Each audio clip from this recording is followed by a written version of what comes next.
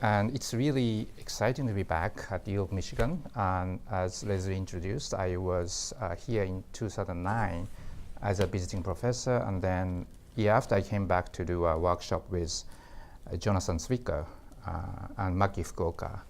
And so I have a lot of memory, very good memories attached to this university, and so thank you so much for inviting me back. Okay, and also I want to thank the Center for Japanese Studies for helping me to come here and setting up this event. Okay, so I should get started. I have a lot of slides to show. I have two things that before I start my presentation that I want to underscore. One is this project about Fukushima is not really what I really sort of take as my specialty. I'm not expert, and I'm not scientist. And one thing I realized after I started really working on Fukushima issue is a lack of my scientific knowledge.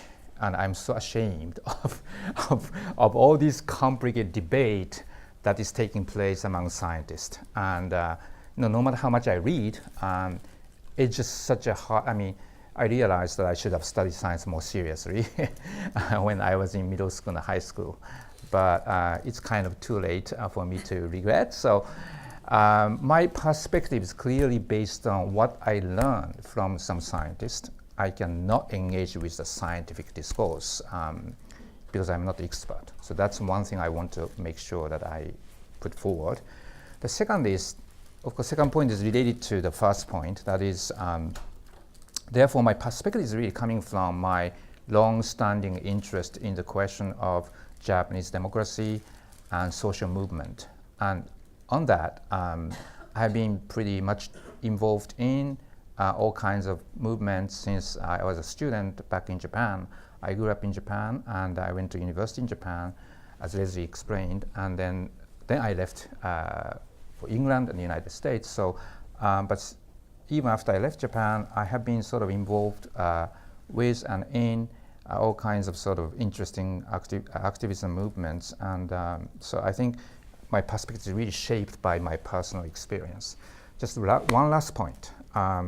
How I got involved in this issue about Fukushima is really very deeply personal, because my hometown, as I'm going to show in one of the slides, actually is very close to Tokai village. Tokai is the birthplace of nuclear power plant in Japan, the very first nuclear power plant that Japan built. And right now, there's a very intense sort of debate, discussion about whether they should reactivate the reactor or not. And of course, lots of people are opposed to it. And so once again, I've been involved in local sort of activism whenever I go back to Japan. I work together with the local people who are really concerned about this Japanese government's plan to reactivate the power plant. Majority of the citizens living in the area were really opposed to the idea, as you can imagine. But I think the TEPCO and the Japanese government are very determined to sort of normalize once again how safe the nuclear power energy policy is. So, so that's also my personal take. And about 20 years ago, there was an accident in Tokai village, and I was living in Chicago at the time as a graduate student.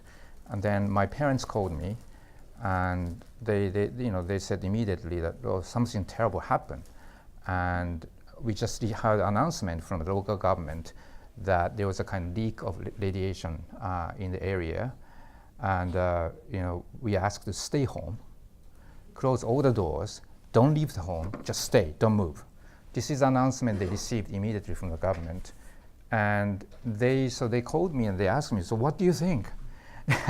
At the time, I think my knowledge about nuclear and radiation was so limited but my instinct was like, no, don't listen to them, just run away, right? just flee and run away and just go as far as possible from the sort of Tokai nuclear power plant. But I couldn't say that with sort of confidence, right? And so that's actually the starting point when I realized I have to really familiarize myself with this issue, and since then I've been sort of being very interested in this nuclear issue. Okay, so that's a kind of long, long introduction, basically. Okay, so let me get started. Okay, so today's talk is really, how should I put this? Let's say it's more journalistic kind of talk. I'm not going to really look into any kind of deeper theoretical, conceptual, whatever the implication we may extract from what we have been witnessing. I want to sort of cover the basic sort of situation that people right now are facing, and those implications for the people who live not only in Fukushima but also in the greater area, and what kind of activism or activities people are sort of organizing in order to stop the deactivation power plant. Okay, so as you can see, some of them are maybe, some of you are already familiar with many things that I'm going to talk about, okay? There are a lot of tanks here, and of course these tanks contain radioactive water, very contaminated water, right? And so it contains, especially, let me see, oh, I have here, tritium, right? Tritium is actually something that cannot be separated from water very easily. So no matter how much they try to purify water, that will remain inside water. So that's the reason why they keep this contaminated water in the tanks. And the amount of tanks is, of course, every day steadily increasing. Now, Japanese government made it very clear that they can no longer keep this water because it's completely full, and there's no more area where they can store this contaminated water. And as you probably already know, lots of water has been already released into the ocean, and they're trying to minimize the damage of the water contamination. But clearly, water with tritium cannot be released into the ocean right now. That's why they are keeping this way. I think that's last year, around, I think, summer 2018 or beginning of autumn, I think the Japanese government announced that they are going to probably release this even water into the ocean by trying to dilute it, diluting it. But of course, lots of citizens are opposed to it, and especially those who are engaged in fishing. I mean, they're so worried about, sort of reputational damage they have to suffer from. It's called fuhyo higai, right, in Japanese. So right now, I think the government is still holding that decision, but I think it really shows the ways, it shows how much sort of government itself is really confronting this problem of dealing with the sort of pollution and contamination. So just to familiarize ourselves with this, again, scientific idea about tritium, I just posed this question, and I got the answers from the scientists. So I just wanted to share this basic facts, okay? Clearly, as I said, the characteristic of tritium is really, it cannot be separated from water. That's why it has to be stored. And also, it takes some years for it to reduce its radioactivity, right? Usually 12 to 13 years, that's the kind of average year, the duration that they have to spend in order to reduce half of the radioactivity, right? So some people say that even though you dilute this contaminated water and try to release into the ocean, in order to get rid of all the water they have already stored, it's going to take up to 70 to 80 years, right? We are not talking about even actual damage on the environment. So then we have this problem of contaminated soil and other materials which are also contaminated as a result of the explosion, a meltdown. This nuclear waste is also a huge issue because originally they wanted to convince some sort of villages and towns which are suffering from depopulation to accept this waste so that they can sort of put them underground. But no, actually, local government is willing to accept such waste. So they are now keeping most of it within Fukushima area, especially the area where people cannot come back because the level of contamination is still so high that they cannot come back. They are now, if you go to Fukushima, they're digging a huge hole. It's a massive hole, right? And then they are going to bury all these waste. But clearly, of course, there's a limit to the capacity of accommodating such waste. So this problem hasn't been solved yet. Decontamination This massive waste is coming from the result of these decontamination activities. Originally, TEPCO paid for the cost of decontamination. They hire all these workers. And of course, these workers are usually coming from places like Okinawa, Hokkaido, and Fukushima itself, and which of course shows enormous economic sort of unevenness, right? These workers are basically coming from very poor, sort of relatively poor, economically challenging areas. Many of them, of course, Fukushima people who are displaced from their towns and villages, and in order to make their living, they continue to work for this decontamination effort. Okay. So this is a picture which really shows what some people call disaster capitalism, right? So in fact, these companies, Kashima and then Mitsubishi, these companies actually benefit a lot usually from constructing nuclear power plant, right? They made already money, quite a lot of money by building or helping to build nuclear power plant. But then after the explosion, now they also benefit from the disaster as well. So, there's a cycle of many profit making for these big corporations. And you can see just to build this kind of incinerators, and they're going to burn this thing, okay?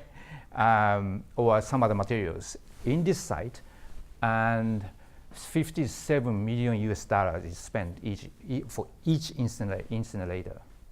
So, of course, this is coming from taxpayers' money.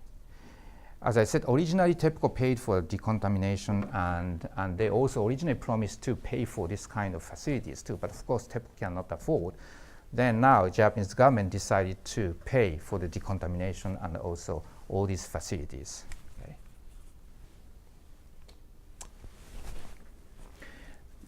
So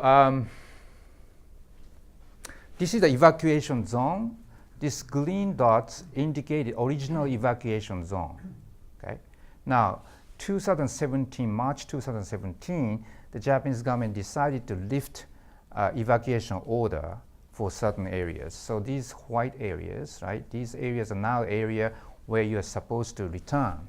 This is the place you can go back, because Japanese government came to the conclusion that this area is decontaminated enough that it's safe for people to come back and start their living again, right? This pink area is still heavily contaminated, so you cannot come back actually. Okay, so it's hard to come back. And they don't know when they can actually decontaminate this area. This level of contamination is just so high. This yellow area is, kind of restricted. So you can just go there during daytime, but you are not supposed to spend the night there. You can't spend overnight, stay overnight. Okay. And these are kind of recommended area. You may come back. You may not stay here. Okay. Now, the important thing I want to highlight here, this is a site, right? This is a sort of nuclear site, okay? The important thing I want to highlight with regard to this sort of, I call it politics of zoning, because this zone, creating zone, is actually pretty arbitrary in the sense that, for example, outside this area, outside 20 kilometer or 30 kilometer, this is a kind of designated sort of evacuation zone, original zone, right? Outside of it, there are still lots of so-called hot spots where people cannot stay if you follow if you follow the rules strictly. Now, the standard, what we need to understand is the standard the Japanese government started using after March 11. That is, probably I should talk about this. Before the accident, it used to be 0.3 microsievert per hour. And this is a kind of global standard, okay? All the scientists who work in this field will say this is a kind of safety measure, right? If the sort of level of radiation exceeds this number, then it's considered dangerous, okay? Now, after March 11, they raised the sort of standard to 3.8 microsievert per hour, right? And then in terms of per year is from 1 millisievert to 20 millisievert per year. That means 20 times higher. 20 times higher than global standard, and 20 times higher than area outside Fukushima. That is this exceptional standard, right? Is applied only to Fukushima. And then when they decided that, okay, let's raise this sort of standard by 20 times, they said, because this is an emergency situation, so we have to apply these things. Otherwise, we have to move all the Fukushima people from the prefecture to move somewhere. And this is simply impossible. So we have to use this measure just temporarily. That was the assumption originally. But up till now, they continue to use this extraordinary measure only to the people who return to Fukushima or who are thinking of going back to Fukushima. So what they mean by this sort of hard to return zone is that if you go to this area usually, and if you're monitoring the radiation, it goes above 20 millisievert per year, right? Okay. Now, I went to Iidate village, 2017 March. That's when Japanese government decided to lift evacuation order in these areas, which now become white. And I was measuring here, actually. That means that's the zone where you can go back, you can return now, right? And you can see that's 1.15 compared to this one, right? Originally 0.23. It's really, of course, it's within the new standard, okay? It's within the new standard, but it's pretty high. Okay. So this is what I talked about. What I want to highlight, though, is this. This new standard of radiation is roughly 6 times higher than that for radiation-controlled area. What this means is that only those who are expert, those who are working within this industry as a scientist or workers, can, well, they somehow have this different standard because they have to work after within a little bit more radiated areas. But even considering that special sort of standard used for workers and scientists, this new standard is 6 times higher, okay? So Labor Standard Act prohibits those under the age of 18 from working under these conditions, that means radiation-controlled area. The new standard has been used only in Fukushima for determining evacuation zones as well as school grounds, buildings, and residential area. So what this means is that this 20, right, the number 20 is not only applied to adults, but it's applied to school children. So if you are originally coming from Fukushima, if you run away from Fukushima, and they say, now we lifted the ban or evacuation order, you can come back. You come back with your kids. Then if you're monitoring the school ground, it's within the 20, that means you can basically let your kids play in the playground. Now that standard, as I said, I just really want to underscore this point, 6 times higher than what people call radiation control area, okay? As I said, this was originally meant to be emergency sort of measure, but even up till now, this number 20 has been virtually become the new standard for safety measure now, okay, safety measure. So I'm taking this word from the interview I did with Professor Koide Hiroaki, and this is what he said. So I was trying to understand in this interview, why is it the Japanese government decided to use this number 20? Where does the 20 come from? What is really scientific rationale behind this 20? Did anybody say that 20 is really can be a new standard? And he was like, this 20 is a very arbitrary decision, and perhaps the reason why they have to come up with this very high standard is the kind of extensive sort of an intensity, the intensity of the contamination, right? So he was comparing this issue with this Hiroshima bomb, Hiroshima air bomb. He said the release of 168 times more radioactive materials than the Hiroshima bombing. This is already a very conservative estimate because he's using government data to say this. Now, then as we continue to talk more, actually he started, of course, talking about Cesium-137. This is a really artificial sort of element which is extremely harmful to human bodies, right? So we easily get cancer, all kinds of health issues. If you're exposed to this for a long period of time, you accumulate that in your body. So internal sort of exposure becomes extremely dangerous to our well-being. And he said, if I focus on this, I can even say that 500 times the Hiroshima bombing. Okay, so you can really see the seriousness of Fukushima accident. Now, he continued to say this. The entirety of Fukushima prefecture has been contaminated to where all of it must be declared a radioactivity controlled area. So, of course, when I visited him, he was in his laboratory, and he showed me, actually, this is where I sort of take care of radioactivity, radiation things, and we study this. So when you enter this area, you have to wear special clothes to protect ourselves. And this is what we usually do to enter this radioactivity controlled area, right? And that is lower, actually. That is lower than the 20, new standard, 20. So he said how unusual it is for people to be encouraged to go back to the place where I really have to, as a specialist, as a scientist, where I have to wear this special sort of protection, right?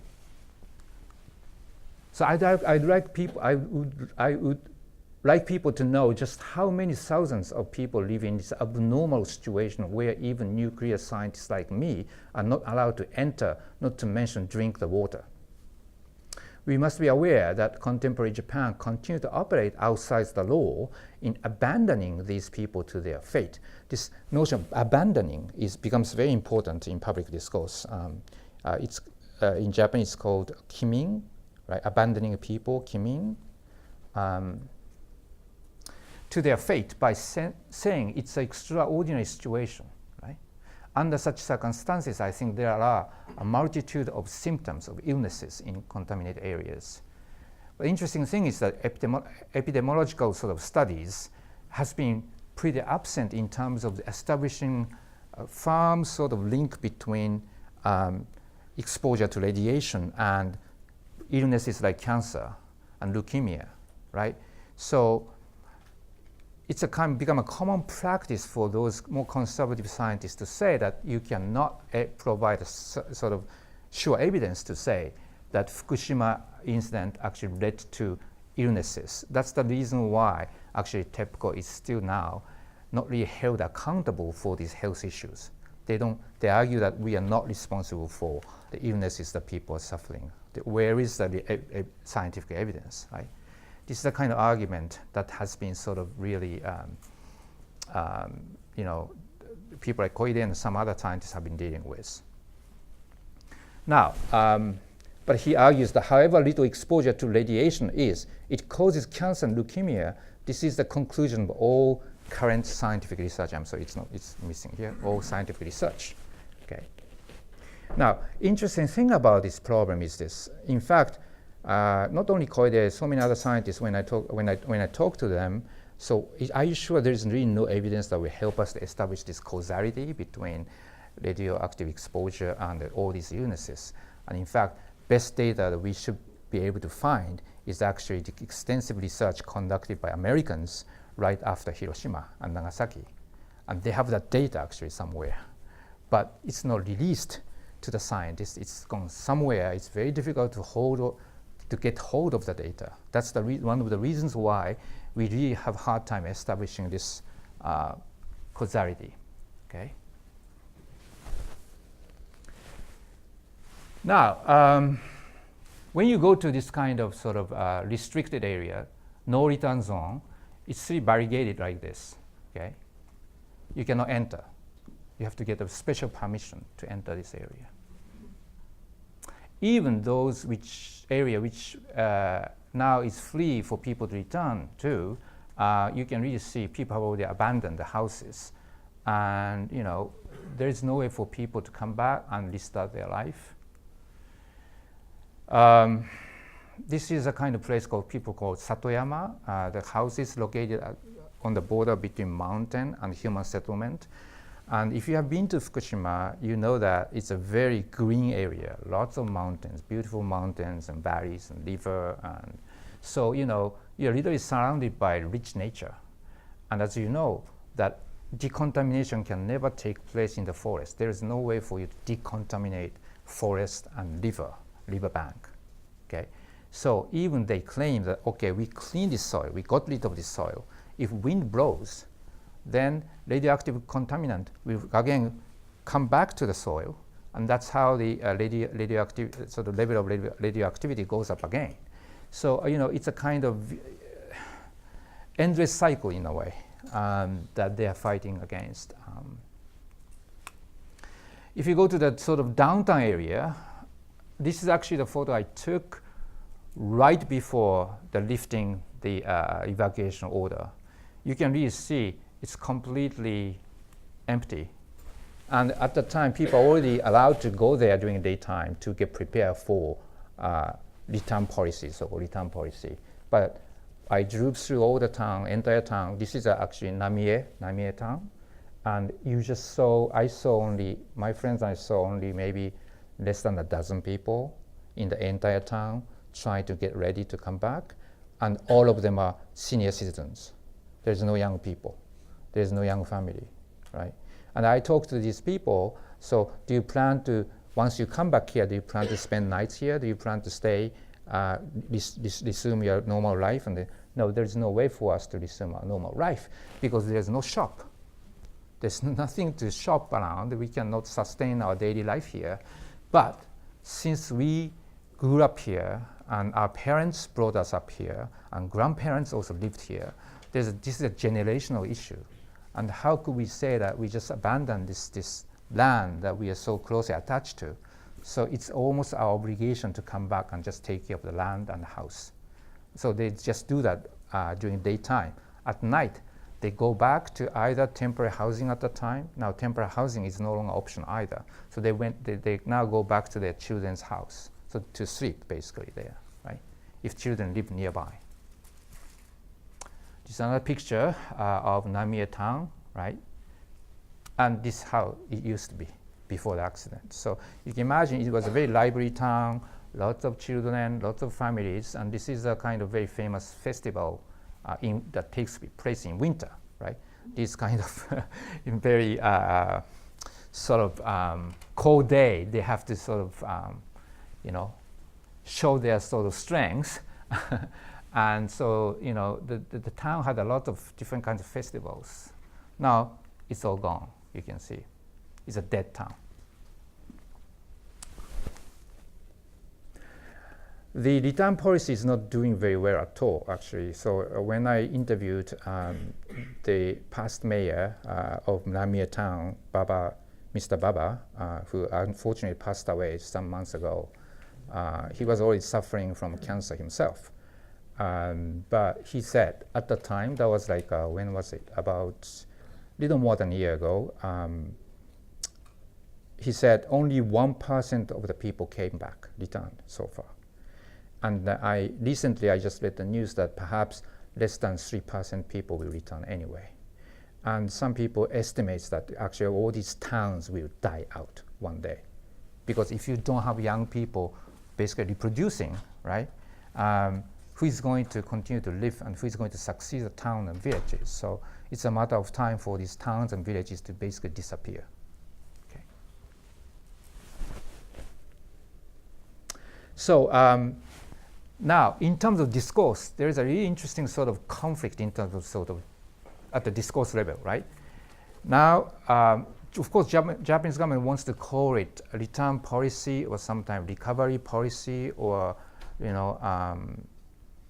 they call it Fukko. Fukko is a very, very important word, right? That also refers to now Olympic as well. They want to call it Fukko Olympic, right? So basically consciously associate Fukushima's sort of miraculous recovery with the Olympic. And those who used to live in Fukushima or those who basically decided to go back to part of Fukushima, not this kind of evacuation zone, they really don't want to use this term Fukko, right? When I talk to them, Fukko is really a misleading concept. It is really insult to us, to our own struggle. There's no Fukko in Fukushima. And when people are really cheering for Olympic, we cannot be part of that festivity. That's what they say. Okay. So the reason why Fukko has been so controversial is because, one, those people who came up, who fled the area which is not considered dangerous because it was the level of radiation was under 20, okay? They received very little financial support and compensation because they're considered voluntary, right? It's precisely because they had the option of staying there actually, right? Because the level of radiation was lower than the new standard.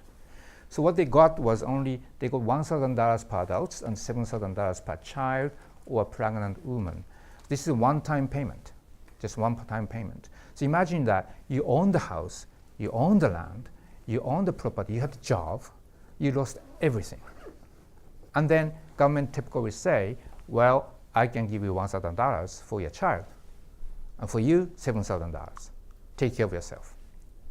But imagine that you lose everything you have right now, and then you have to move to a new place. What can you do with $1,000?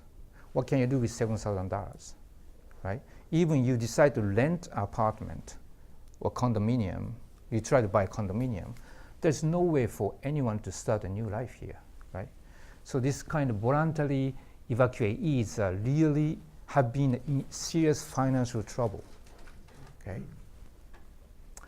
And even those who were forced out of their areas because their region was considered dangerous area, heavily contaminated area, after the lift that took place, lifting this evacuation order, right, in March 2017, they are now considered voluntary as well because they have an option now to go back. That's why some critics call it forced return policy. This return is forced because financially speaking, right? If you can no longer support yourself outside Fukushima, you have no choice but to go back because your compensation will end there, right? They certainly did receive certain kind of amount and compensation, but more important compensation they used to receive, these people who really were forced out of their village and towns, actually a free accommodation. At least they are given the free accommodations. If they didn't have cash in bank, didn't have money to build a new house in new area, then at least they could rent an apartment for free. But that housing compensation has also been terminated after 2017, March 2017. So there are lots of problems of poverty now, especially family which is kind of broken as a result of March 11 incident. There are lots of divorce cases, a lot. There are a lot, I wouldn't say a lot, but some cases of even suicide because of the poverty they have to face, especially those mothers who decided to protect their children at the expense of the marriage. There's a sharp sort of disagreement between husband and wife, unfortunately, oftentimes, because men want to keep their jobs in Fukushima. They argue that if I quit the job in Fukushima, who's going to support our family? So I'm going to stay in Fukushima.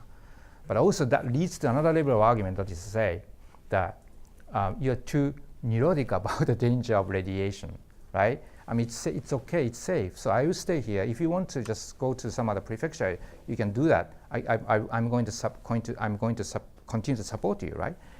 But as a result of living separated like this, and they started to have a very different notion of safety, a very different notion of judging the situation they are facing, right? So they eventually end up divorcing, oftentimes. Then those mothers become single moms. Now how are they going to support their kids, right? Even though the former husband continued to contribute some money, it's not that much. So lots of wives, lots of mothers, single moms, continue to suffer and really the horrible sort of degree of poverty. And they live in a very, very small space too. If they have 3 kids, they are just literally cramped together in one room, okay? So, given all these difficulty that they are facing, whether they should return or they should stay outside, people sort of call this Japanese government's policy of recovery and return, kimin seisaku in Japanese, policy of abandoning people. It's not really helping out at all, right? Also, the Japanese government was so quick to build this kind of new museum, actually within Fukushima. This Fukushima, actually, this museum is based in Miharu town of Miharu, where a friend of mine, Muto Ruiko-san, lives. And in the facility, actually, kids can go there and learn how to interact with radiation, right? They learn how radiation actually is safe. And then if you go there, basically they tell you, we are surrounded by radiation anyway on a daily basis, right? So it's okay to be exposed to radiation. Actually, there's nothing dangerous when you take flight, airplane, you get exposed to radiation. When you take X-ray for dental purpose, you get exposed to radiation. But the level of radiation we're talking about is just completely different, right? So they make this kind of game. The kids, very innocent kids, will just interact and then play the game, and they come to learn the notion that actually those who are being exposed to radiation right after March 11 were not damaged by radiation at all. Then Japanese government will turn this notion into some weird sort of moralistic argument that so kids don't discriminate those kids who are being exposed to radiations, right? Because there's nothing harmful about the ways in which they experience this incident. So you should never ever discriminate your fellow kids. So this is a kind of moralistic language the Japanese government uses. What's more troubling is the TEPCO organizing school tour, taking high school students to the actual plant site. And I myself participated in this tour several times, even guided by the same guy. And actually, he was a vice president of TEPCO for a while. He recently retired. But you can see that the high school children just take the bus and the microbus and the tour around. What's frightening is this: when I participated in this tour a couple of times, when you get close to the actual power plant site, even inside the bus, the radiation level just goes up like crazy. Inside the bus, right? And then those tour guides would say, wow, it went up, right? Wow, it's so high. Let's get out of here. So it's like a sort of, like an amusement park, that sort of atmosphere they create. But the whole purpose is this: look, we are doing everything to lower the radioactivity, so it's safe for you guys to now come here and observe how hard we have been working to really contain this crisis. This is the image they create. Now the reality, of course, is that so far already 196 junior, we are not talking about adults, just junior, were identified as having thyroid cancer.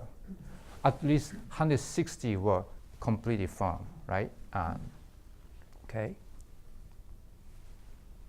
So another interview that I'm about to publish in Asia Pacific Journal, Japan Focus, I did about a year ago with Hisako Sakiyama, a very, very important scientist who has worked on this issue of radioactivity and physics.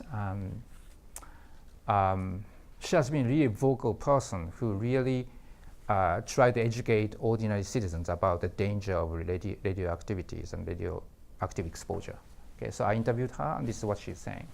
Although the level of radiation has gone down significantly, radiation hotspots still exist in many locations, such as forests, as I said, right? Rivers and riverbeds, and Satoyama is the sort of mountainous area where there is a human settlement, right? Where the removal of radioactive contamination is not possible. You can't just do it, because otherwise you have to cut down all the trees. Even when you cut down all the trees, you know, in the process, the radiation, the radioactive contaminant, I mean, will just fly into the air, right? Radiation is cumulative, so long time exposure suddenly becomes a health concern. In other words, the risk is determined by how long you live in a contaminated area. Of course, so we know that, you know, just short exposure to radiation doesn't result in a health problem. It's a sustained exposure, repeat exposure to radiation really result in a health problem, right? Okay. Now, the radiation risk depends on individual. This is a point that also Koide, another professor mentioned. It really depends on each person. Some people who are exposed to high radiation for a long period of time, still they don't develop any problem. But some people who are just exposed to a very short period of time can easily develop cancer. So, you know, it really depends on your body physical constitution as well. We cannot therefore easily establish some kind of universal measure to say, this is a safe number, this is a dangerous number, right? So always these scientists will say the best way is to really minimize the exposure to radiation, period. Because we don't know how our body will react to the exposure, okay? Sakiyama continued to say, just think about it. The government issued evacuation order using a threshold radiation, dose of 20 microsievert as a basis soon after the accident. So residents in the applicable areas were forced to leave everything and flee their hometown in order to evacuate to areas where the radiation level was below 1 microsievert. Now, then the government is now trying to bring them back to their hometowns that are still contaminated with radiation level of up to 20, claiming that due to the decontamination effort, it is now safe to return. It just doesn't make any sense at all, right? So she's pointing out this fundamental contradiction the government demonstrates, okay? Now, government is also trying to use the lot of bags here, so black bags, right, the containing the contaminated soil. They try to use the soil to build a kind of new infrastructure by opening the bag and use the soil to build more dams or build more sort of, I don't know what, road, fences, I don't know. But they're trying to do that, okay? So she's saying how ridiculous is that? They must be crazy, okay? So of course, the citizens wouldn't sit back and just listen to all these absurd sort of contradictory explanation coming from TEPCO and the Japanese government. So you know, this group of people tried to sue. They did sue the Japanese government and TEPCO for actually criminal prosecution. It's a criminal case because in the process of evacuation, lots of actually senior people died, and especially those who had been hospitalized at that time, those who are living in hospital. And then there was no sort of direction or anything like that coming from central government and prefecture government. So it was so chaotic in the process of evacuation. So what happened to these people who were either living in a senior house or hospital? They literally just jump onto the bus, microbus, and then they try to find a new hospital that can accept a new senior home that can accommodate them. But of course, there was no pre-arrangement. There's no plan whatsoever the Japanese government tried to come up with, right, in the past. So they drove all the way down to Niigata. They drove down all the way down to so many different prefectures. In the process, lots of actually senior people died inside a car, inside a microbus, okay? So they are trying to make a case that they are actually responsible for the loss of life, for the lack of evacuation plan. Okay. Now, the Japanese court decided that, okay, let's try to examine these three guys. They are all from TEPCO. Japanese government officials are not part of this case at all. It's still ongoing, okay? Now, after this lifting of evacuation order, March 2017, lots of people, again, as I said, lost the compensation that can take care of their housing. So they are now demonstrating in front of the Fukushima prefectural government. Sumayo Ubano, don't take away our house, living, right? And then don't make anyone homeless, right? Listen to the voices of victims, okay? Victims' voices. Also, there was an effort made by a group of activists who are concerned about these children who are diagnosed as having thyroid cancer. Two issues here. One is these children who are said to have now developed thyroid cancer do not come forward, they don't come out because of the social stigma that they're afraid of. Once they reveal to the public that I got thyroid cancer as a young, especially, unfortunately, there's a gender dimension here. Especially girls are very afraid of saying that I got the thyroid cancer, which means that basically they won't be able to get married in the future, right? So that stigma, the fear of stigma, silenced so many victims, and then this group of activists set up the funds to really help them out. So, you know, it's hitori janai, you are not alone, right? So don't worry, you are not isolated. There are lots of people who share the similar kind of issues. So come out, and so we can financially aid you, support you to try to address the issue. Now, interesting thing is this. This is the area. This area, if you are from this area at the time of accident, and then have some kind of suspicion that you might have developed some kind of health problem, you can apply for this fund. Look at these extended sort of areas. This is based on the scientific data they gathered in consultation with all kinds of scientists. And then scientists came to the conclusion that those kids who were at the time in this area, including Tokyo, of course, okay, and up to here, excluding Aomori, right? This extended area is subject to the possibility of developing thyroid cancer. So this is a group, Muto-san, and then that's Sakiyama, the scientist that I just interviewed, right? And they got together to create this fund. So this is what Sakiyama continued to say in the interview, okay? So for 196 minors have been diagnosed with thyroid cancer, haven't they? So that's the question I asked her.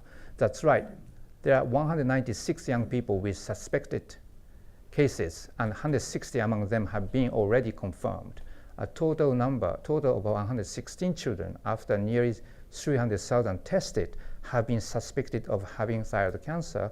And in terms of the annual thyroid cancer rates during a 2-year period, it is roughly several tens of times higher than the national average.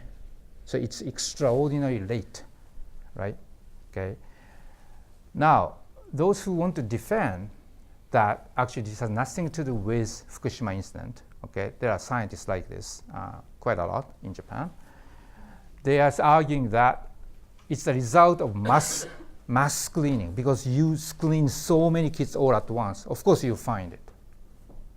Because this extraordinary situation that led to a very intense sort of physical examination that you find so many cases. Okay? And the guy who's leading this very conservative sort of camp is called Yamashita, Dr. Yamashita, who is ironically an internationally renowned scientist who was responsible for really resolving all kinds of problems related to Chernobyl. He was actually, thanked by Russian government a lot because he addressed this issue of radioactive contamination and health issues. So this guy, as soon as March 11 happened, he was mobilized, or he was contacted by the Japanese government and sent to Fukushima directly.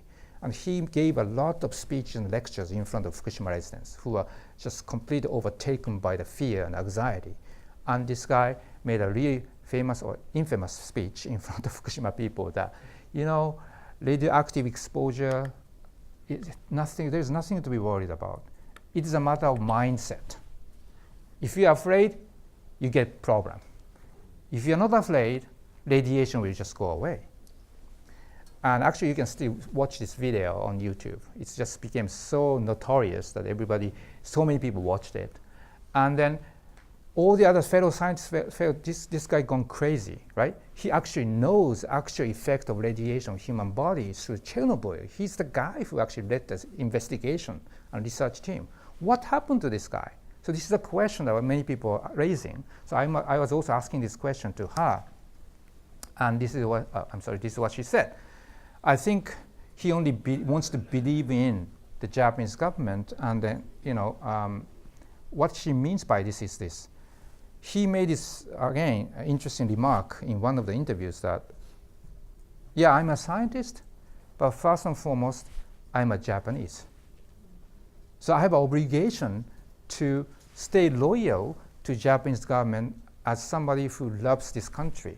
So if the country said no, then I should convey the message to the people. So it's a really weird situation where scientific reasoning is completely overtaken by this irrational sort of sense of attachment, patriotic attachment to the country. And Yamashita has been, unfortunately, at the forefront of this campaign. Don't worry about radiation, we are all safe. That's how a new safety myth has been created. Actually, Professor Katsai, who teaches at Tsuda College, he interviewed Sakiyama with me in the interview, and he was making this very important point. So ordinary citizens like us will get such information through media and gain knowledge based on what these medical experts say, like the guy, Yamashita, okay? Like, oh, it's been scientifically proven to be safe and it is not dangerous, and 20 microsievert is not something to worry about. That's how we have gradually been building social consensus about radiation risk, and this consensus serves as the basis of recovery policy. Okay, and Sakiyama basically, yes, I agree. Okay, so I'm approaching the end of my lecture. So, what's so distinct about this citizens' movement against nuclear power plant, but also reactivation of the reactor, is actually women. Overwhelmingly, women are deeply involved in this anti-nuclear activism. Personally, I have been trying to make sense of it, and then through interviews and also through my own involvement in some activism. But you can really see all over the place, these women come together, oftentimes calling for the protection of their children's lives and anybody's life, right? So I asked this question to Muto Ruiko in one of the interviews I did. This is what she said. I think that's mostly men who are responsible for shaping this nuclear society for a long time. Men are in the position of nation building. In a way, those who are not on the front line, those who are on the front line of the post-war economic boom were all male. They were forced into such competitive position. Those deeply embedded in that kind of world have difficulty shifting their perspective when social values must change. I think these men were worn out, so to speak. It's true that women took part in creating the society as well, but I think women may still have some energy left.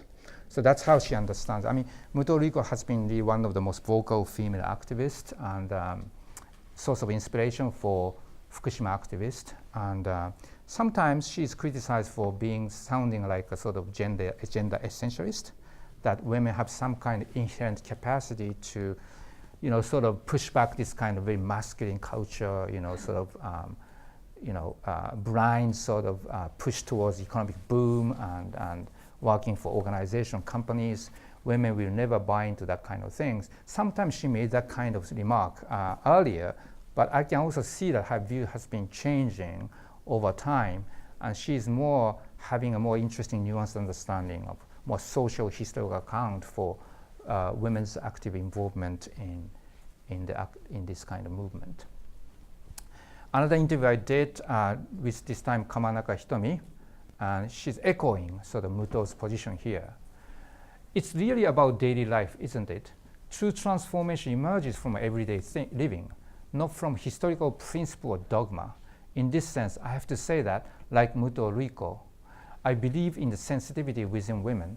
It's because women are the ones who live daily life most intimately.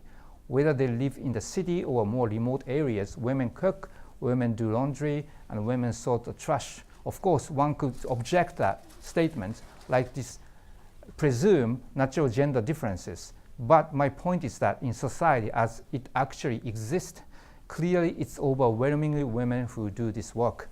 Isn't that why women are the one who are best able to sustain political movements that derive from daily life? The discovery of potential within the act of living itself seems old, but it's quite new. So Kamanaka believes, I mean, of course, she understands the problem of gender division of labor, right? How it's kind of set up after 1945 in Japanese society. But she's saying that, but if you look at the reality after all, it does exist. That's the ways in which society is structured. That's the reason why more women are responding to this sense of crisis, why they are much quicker to respond to the sense of endangered life, especially among the new generation. Okay. Now, the last point I like to highlight, as I said, this is my hometown, Hitachinaka City. This is Ibaraki Prefecture, right? And then Tokai nuclear power plant is right next to it, right? It's actually within 10 kilometers, in fact. So when the sort of accident happened 20 years ago, it was very, very close, okay? And right now, the whole nation is kind of looking at whether the Japanese government and the companies, energy companies, can succeed in reactivating the reactor. Lots of people in this region are opposed to, of course, that plan. And then, right after Fukushima incident, the heads of these regions, these cities and villages, got together to decide that if government and energy company decide to reactivate or do anything about it or postpone or prolong sort of operation, they have to have an agreement from every one of us. They create a new kind of quote-unquote law. They moved very quickly because of the mayor of Tokai village at the time. He was very active, Murakami Tatsuya, right? Murakami was so quick to create this kind of new policy and impose that upon the government. At the time, government basically said, oh yes, okay, we can accept the new policy. Now, they are trying to fight based on this agreement. But the Japanese government argument is it was never really a law. So there is no abiding power, right? It's a kind of agreement, but never written into constitution or any kind of law. So there is no way for us to really hold on to that kind of verbal agreement. So now it's a point of contention, okay? Actually, Fukushima is right next to here. This is Fukushima, right? It's very close, okay? And Tokyo is right here.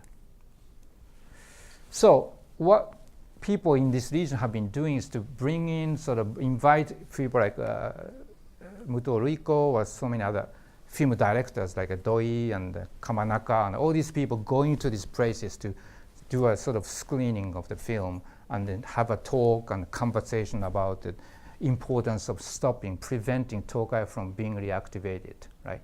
So this is one of the events they organized, 2018, last summer, okay? And some women from Fukushima also come all the way from Fukushima to support this activism in Ibaraki and Hitachinaka. Every time we hold events, lots of people show up. And interestingly, they had a mayor election, actually last fall, 2018, in Hitachinaka.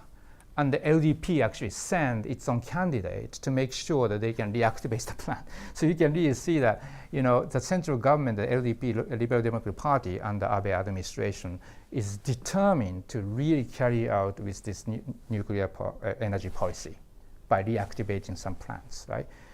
So Ibaraki is traditionally very conservative, politically conservative place. People have been voting for LDP years and years, right? But what happened in Hitachinaka, my hometown, last fall is that they actually voted for a new candidate who actually promised that I'm going to prevent this. And then the power behind this victory over LDP candidate were, again, women's association. Women went out to vote overwhelmingly compared to male votes. Okay. just last image. This is Shida Hiroko, a friend of Muto-san, who is actually Yuzen zome, the traditional way of making sort of kimono textile, right? She started to use her sort of skill to really convey this sense of anger and frustration, but sense of protecting one's life, right? So she also does talk about, sort of how women are much more committed to this cause of protecting life, and she has been making this art, and actually this art has been very, very popular throughout Japan. Okay, thank you.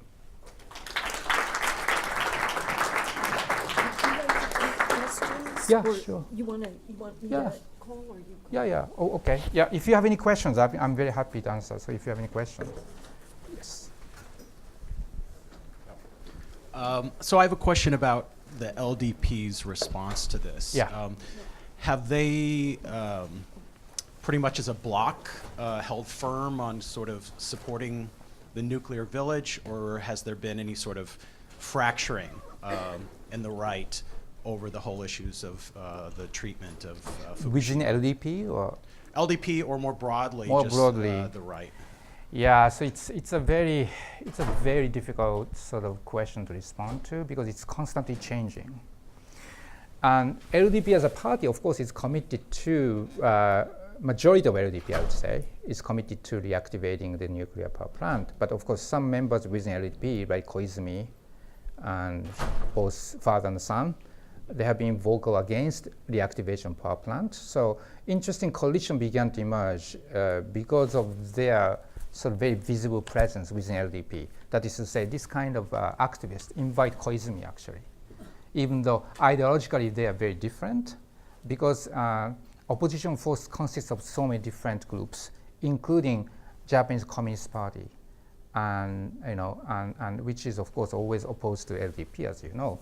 But there's a kind of interesting sort of solidarity being formed among this citizens group. They invite Koizumi to the event and have them talk about why even LDP should change its mind. So that's where I see a lot of interesting possibility in terms of Japanese politics. That is, it's no longer sort of clearly ideologically delineated. They are kind of united around the issue of life. They call it inochi no mondai. It's about life, right? It's not about one's political sort of conviction. So I think that's how you begin to see a much bigger collaboration coalition, and that's how led to the victory of that kind of candidate. He actually didn't have any backup from any political party. He was an independent candidate. He's a young guy. He was only like 41, 42, right? And for the first, it's the second time for him to run the election, actually. And so all kinds of citizens group come together to really support him, right? At the same time, I think still you can see we can never underestimate the strengths of conservative group, which is so closely tied to the interest group of nuclear industry, because after all, they threaten the job security. So the ways in which they ran the election, for example, in my hometown, was that after all, they benefit so much from nuclear industry related business. Especially my hometown is dominated by Hitachi company. It's called Hitachi Castle, company castle town or something like that. Kiyo Jokamachi, that's how it's called in Japanese. Because Hitachi really Hitachi is one of the company which build nuclear reactors, by the way, right? And it's building in India and in this country as well, by the way, right? Together with Toshiba. So Hitachi offers so many job opportunities within my hometown. So if you openly oppose to this idea, then they can threaten smaller businesses. So when I talk to some neighbors, hey, so which candidate are you going to vote for, right? Vote, and then they will say, I think I vote for this young guy, but I can never say it loud, right? Because my husband's job security depends on Hitachi company. So that's how things go. On a daily basis. Yeah. So, obviously in Tokai you've got power now. Right. So where's the power coming from, and what's the point of starting a nuclear plant if power is working? And is that dynamic true in other parts of Japan where they've turned off the Sorry, what do you mean power? by power? Well, I mean, you've got electricity in Tokai. Oh, electric power. That Electric kind of power. power. Okay. Yeah. So if they've got the electric power, what's the point of starting the plant? Where's it coming from? Or? That's a really good question, isn't it? I mean, that's the point that many critics make. But I think, as you know, after Japan stopped all the nuclear reactors after March 11, in fact, they had enough electricity. They always threatened the entire population, saying that, look, if you don't have nuclear reactors, our Japanese economy will just go down. And we can no longer enjoy this level of prosperity. But it never happened, right? Whole society is sustained. Tokyo is as bright as before, right? And by the way, of course, Tokyo's energy came from either Niigata and Fukushima. 80% of energy came from Niigata and Fukushima. Okay? That's how the energy policy is always supporting places like Tokyo and Osaka, so many big cities. Now, therefore, there is no reason, actually. There is no necessity. The only reason that we can think about is an interest group. That is, this industry makes so much profit. So much profit. According to Kamanaka and other scientists, if you just keep the reactor operating for just 24 hours, that means one day, they make $1 million. $1 million out of one reactor. So how can you give up, I mean, right? Becomes such a source of income for these big companies. And they also became the basis for those conservative politics as well. So it's driven by the interest rather than safety of the people.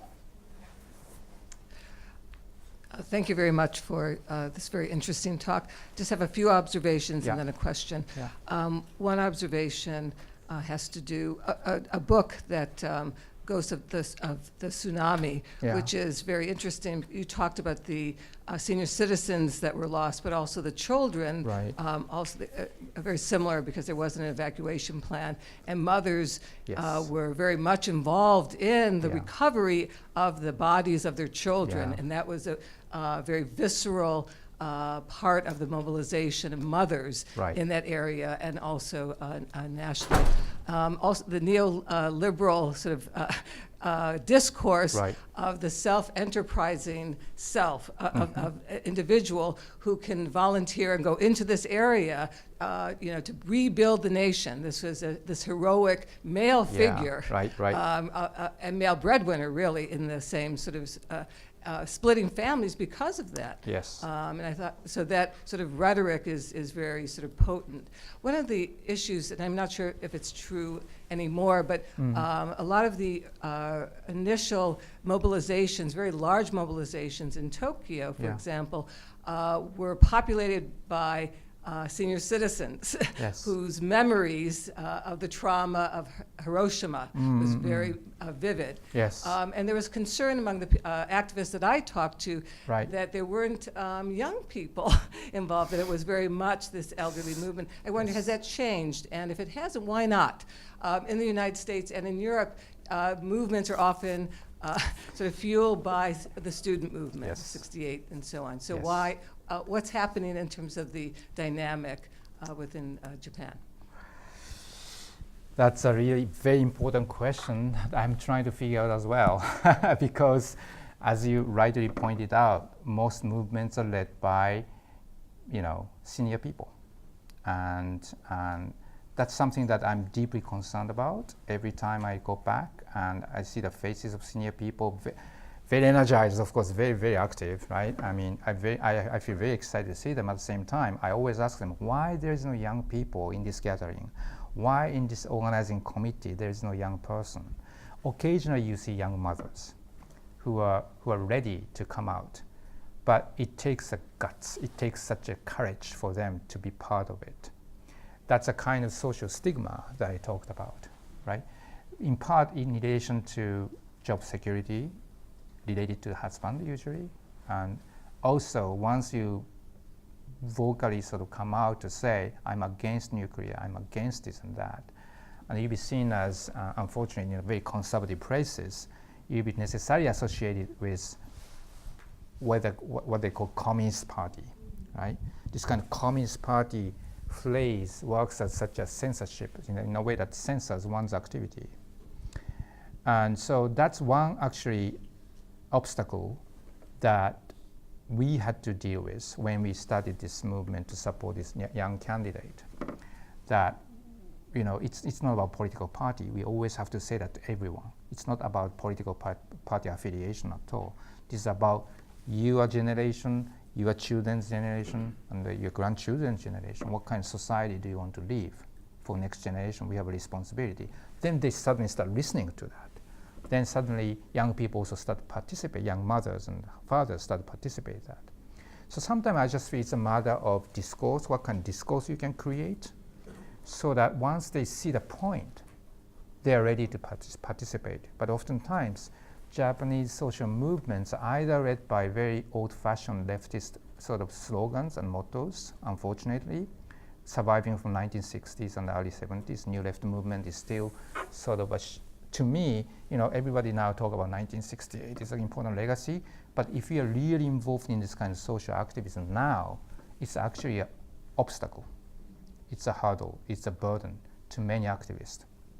So, you know, we really have to sort of rethink a new form of social activism in order to mobilize young people. They're ready to listen, but there is no language and tactics available for them. So I would say, you know, that's, I'm not really answering your question, but yeah. It's a hard one. Yeah. Do you know, oh, sorry. Oh, and mine's just a quickie. Do you know how many reactors are back online now? Oh, I think so far there's 2 or 3, right? Only. Yeah, am I wrong? 2 or 3, right? Yeah. And I'm just curious. I thought it was more. But it's not going very well. Yeah. Yeah. Yeah. Well, that's good. Yeah. But why is it that those communities were unable to, or unwilling to stop the well, so reactor? right. So I think that again, this sort of new safety myth is working really well here. That maybe it happened in Fukushima, but not in this place, because we passed a new test, right? So they form a new committee, and they impose a stricter measure to examine the reactor, and they claim, this committee, of course appointed by the Japanese government, they say they passed a new test, which is far more demanding. So it's safe, but also the reason why it happened in Fukushima is because it's the ways in which the nuclear reactor was built, right? So the ways in which our reactor is built is much safer. So that's the kind of argument. And then, of course, it sustains certain kind of economy, right? Economy is always the reason. Job opportunity, economy, how they build a power plant is just literally dropping cash in the poor community, right? And that's how they buy up people's mind and votes and everything, right? So once they say, if you're going to permanently close this one, your business also is going to disappear. Can you accept that? Then the voter will say, no, we can't afford to do that. So that's where the compromise is always drawn. Hi, yes.